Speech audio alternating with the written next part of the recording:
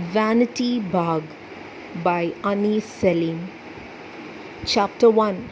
I plead not guilty, Judge Sahib, I bloody do. Imran Jabari, 1985. Long ago, about 18 months ago to be precise, my world shrank to the size of a mousetrap at the tap of a gavel on a very dark desk. It was a sunny day, so sunny that fair-skinned ladies decided to open their umbrellas, but the people crowding at the windows blocked the stream of light into the courtroom so completely that it might as well have been a rainy day. There was a clock in the vicinity, out of sight.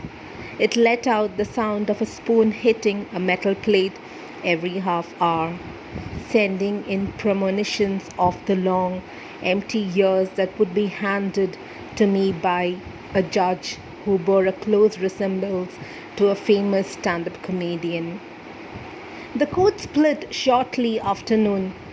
People cleared from the windows, and there began the journey to the prison, which lasted a little under an hour, during the course of which I kept picturing my destination like I had done on my first trip to school. It was a Friday, and just like on every Friday afternoon, there were long queues crawling into cinemas and big crowds pouring out of mosques. The two places I was going to miss ever so greatly. At 2 on the clock above the blue gates, the van reached its destination. From the outside, the prison looked like a school. The school at first sight had looked like a prison. There was a faint film of moss on the wall, as if it were made of bronze, and the rain had spread the first coat of patina over it. The gates opened with a dark enthusiasm. The van rolled morosely in.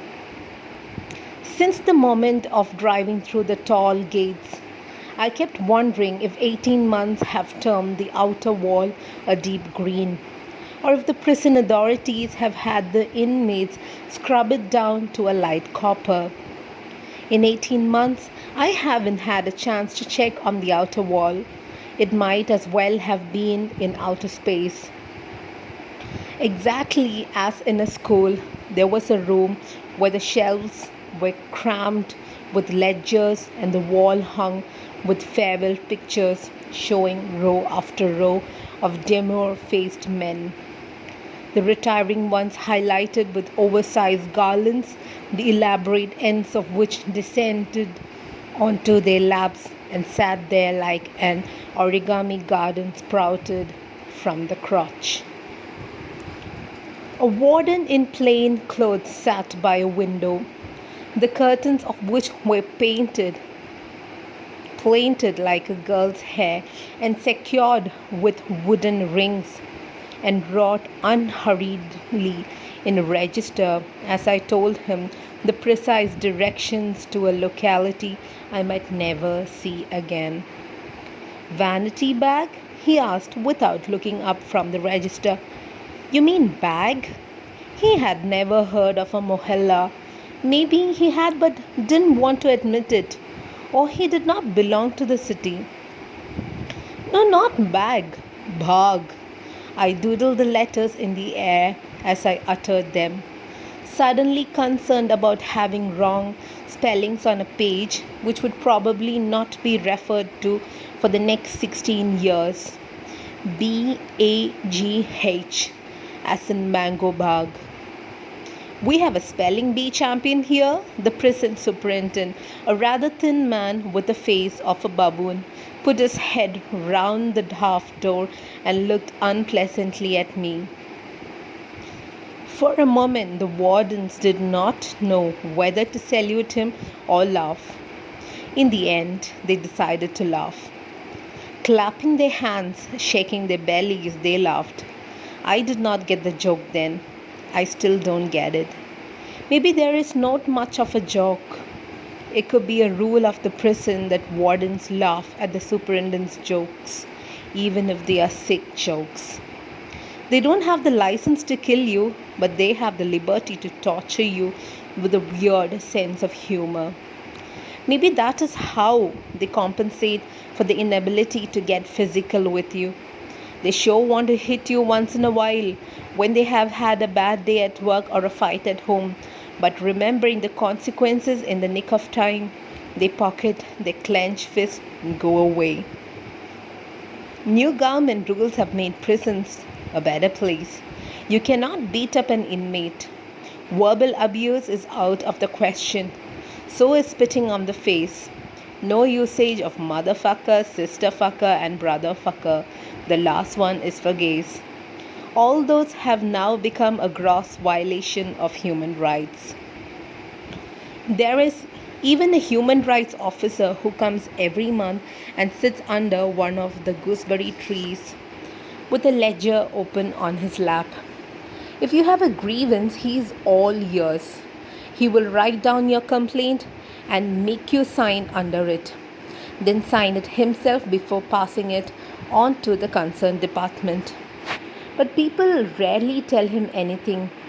When it is 4 on the double-faced clock above the blue gates, he brushes off the yellow leaves the tree has shed onto the complaint book and leaves the prison.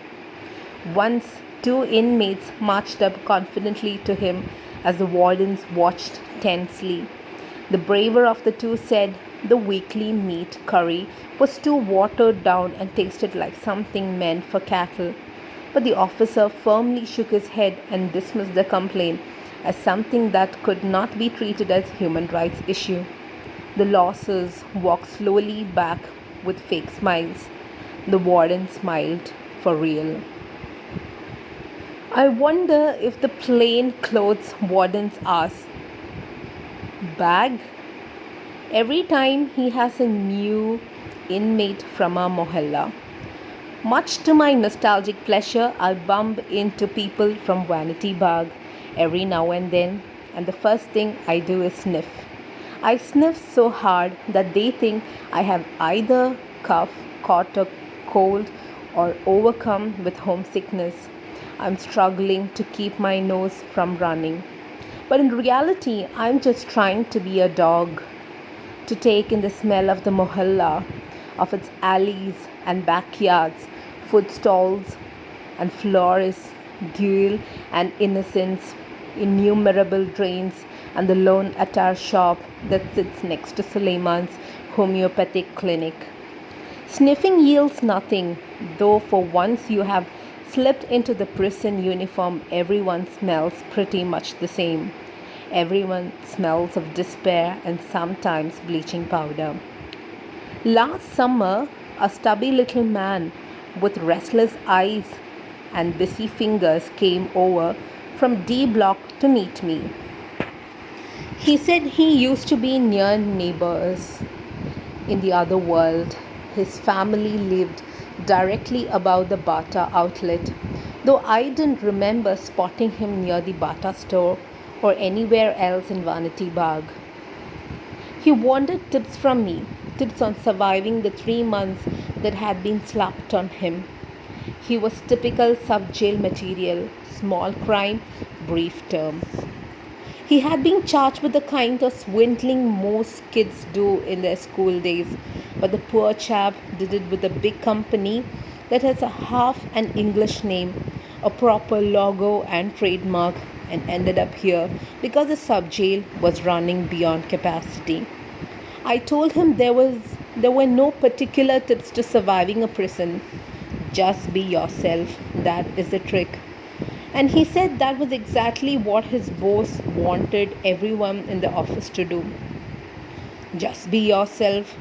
And that was what he had done with the office money. Leaning against a pillar, we laughed until we remembered we were convicts. I asked him about Vanity Bagh, the way people ask after old friends. And he talked about it as if it were a friend turned foe. He didn't care much about it, and still worse, he would be moving his family to another neighborhood once his 3-month term expired. I asked how the mohalla was doing. He shrugged. I asked after the well known people and the popular establishments of the area. He shrugged again. It was as if he had made up his mind to shrug the mohalla off his back. The 3 months went like 2 weeks. When he came to the garden one afternoon to say a quick goodbye, I shook his hand longer than a handshake normally lasts. The longer the handshake, I thought, the deeper I would rub my fingerprints onto his. And no matter how brief his stopover would be, he was certain to leave my fingerprints unknowingly on several things in the mohalla: trees, lampposts, walls, doors, ATMs, railings. It was one of those months when people were released in large numbers. Some left after elaborate goodbyes that made you painfully jealous of their freedom. Others vanished as quietly as in a jailbreak, their absence noticed later by the vacant seats in the TV room and the workplaces that needed new hands. The carpentry room was suddenly short of 3 men, the handicraft room 4, the kitchen 7, but it was the book room that was worst hit. It had sent 13 bookmakers out to the free world. One morning, we were getting a patch of land behind the water tanks ready for growing spinach when a head warden strolled up with a clipboard and pencil.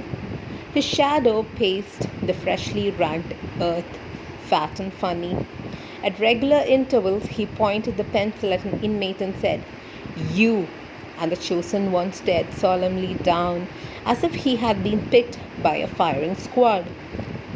Once used to roaming free among the ancient trees, soaking up the sun, and occasionally slipping behind a tree to smoke a contraband cigarette, once used to all this luxury, nobody wanted an indoors job. The outdoors fill you with sounds and sights, and a long list of them.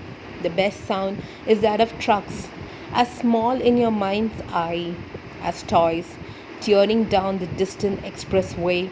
The best sight from a prison is a silent airplane disappearing into an Everest of clouds. It makes you want to get out of prison one day and do well in life.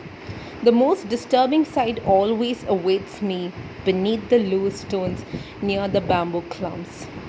I lift them occasionally in the course of weeding the garden steps, and an acute sadness creeps up on me at the sight of snails lurking under the lichened stones. They are reminders of the slow years I have to live through. Apart from that, I have no issues with the outdoors. Even the sun doesn't like to linger around a prison interior for long, where sometimes it is hard to tell solid things from shadows. It beats me as to why there are still people who would give anything to land an indoors job when you are destined to live in a prison. Why would you want to spend your days in another prison inside it? I was grateful that I was not deemed fit for one of the rooms, not yet. "You," the head warden said exactly a minute after I had heaved a sigh of relief at being spared. I didn't look up from the shallow pit I was digging with a stick. "You, 111," he said again, rubbing the sole of his boot against the gravel. "I'm putting you in the book room." That sounded like news of the death of someone who owed you a lot of money. "Come, join this group," he said, pointing his pencil at 3 old men, all of whom were big book haters to judge from the heavy frowns on their faces. I equally hated books, but in a prison you can't pick and choose a career. The book room is the quietest of all workplaces in the central prison. It is many blocks from the nearest sign of human inhabitation. The silence that surrounds it makes you think of a library. It even looks like a library, for that matter, with same size books. darkly stained shelves, and ceiling fans suspended from long poles. But the books here have only blank pages, which makes it a library of unwritten books and unforced silence. The blade of a paper cutting machine occasionally swishes through the uneven edges of freshly made books and makes a light thud. Books are born in near silence. No wonder libraries are such quiet places. Edges trimmed, they are passed on to my table. I bind them. At 24, that is in my calling. Even my ummi, who had sat in the third row of the packed courtroom with her lower lip pushed out in anticipation of bad news, would not have imagined me ending up among books 18 months after my fate had been officially sealed. She had been praying silently through the morning of the verdict, a tasbih moving through her fingers like a brown baby snake. The beads froze between her fingers when the judge cleared his throat and opened his mouth to pronounce the verdict. Imran Jabari has been found guilty of all the charges and is sentenced to 16 years of imprisonment. Justice P.R. Nariman, 2012. The tasbih tumbled onto the court floor without so much as a tiny tinkle. Ami followed suit.